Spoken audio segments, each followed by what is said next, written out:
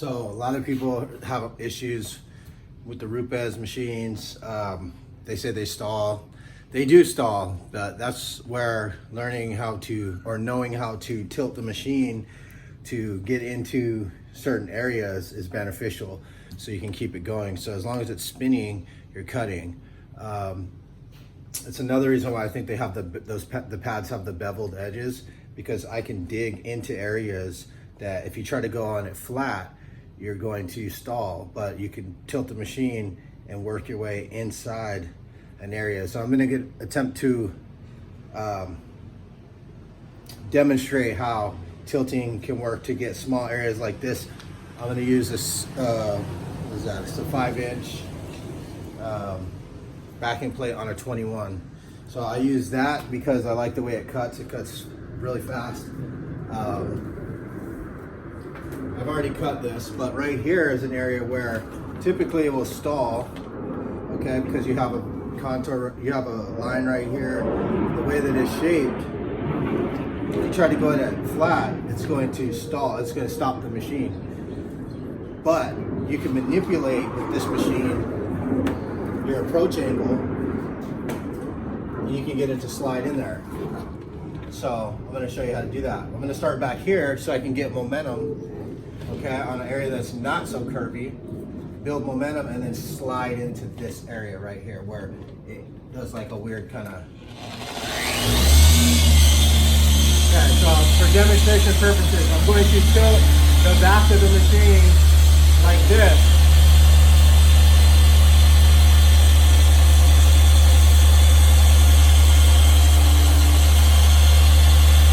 Okay, I'm actually, so to give you an idea of what I'm doing is I'm only polishing with about this much of the polisher. So I'm actually tilting this end upwards to get more bite in here.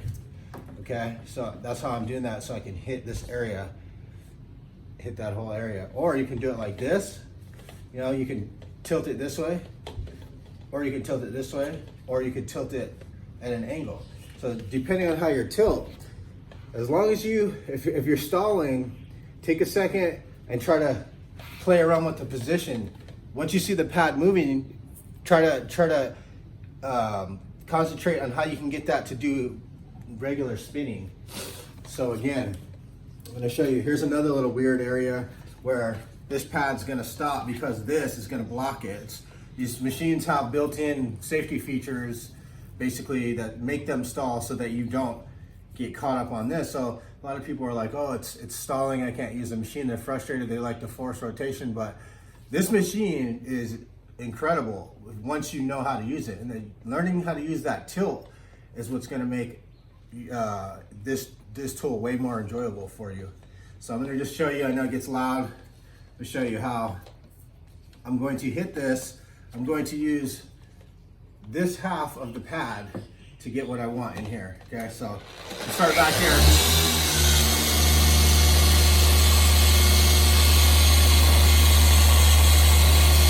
Now it looks like I'm riding the edge, but I'm not. I'm real controlled at what I'm doing. So now once I get past this part, okay, to hit this side, I'm going to have the machine like this. I'm going to switch to this side when I hit there. So I'm going to show you how that looks.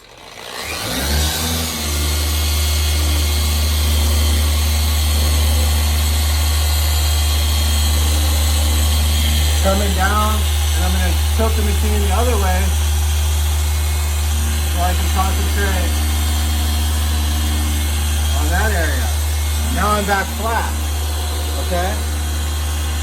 I'm back flat, and here's a line. I want to edge that line up, so what I'm going to do is this bottom half, I'm going to tilt the machine up just so I can line that up.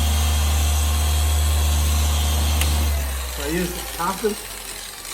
use the bottom part of the machine to catch that line, and I use this half of the machine to dig in.